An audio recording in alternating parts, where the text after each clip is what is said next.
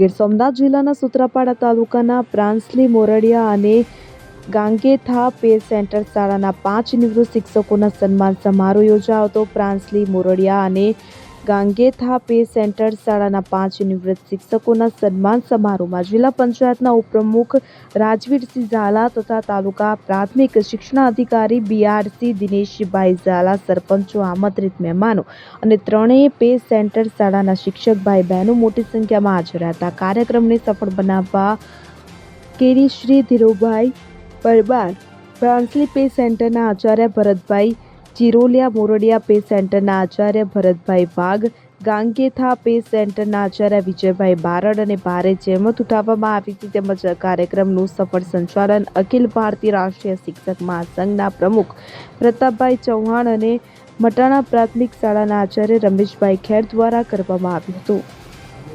રાજવીરસિંહ ભગવતસિંહ, ઉપપ્રમુખ ગીર સોમનાથ જિલ્લા પંચાયત।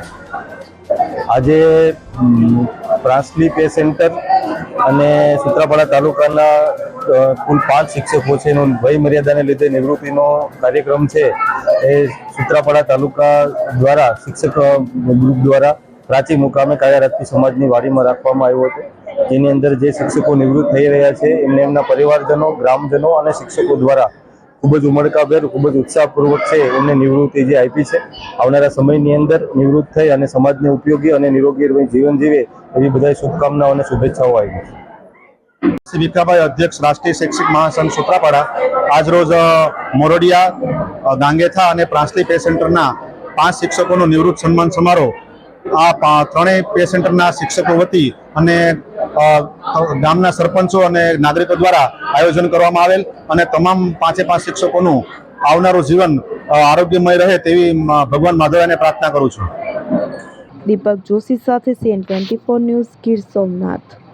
હવે જુઓ દેશ દુનિયાની તમામ ખબરો તમારી આંગળીના ટેરવે।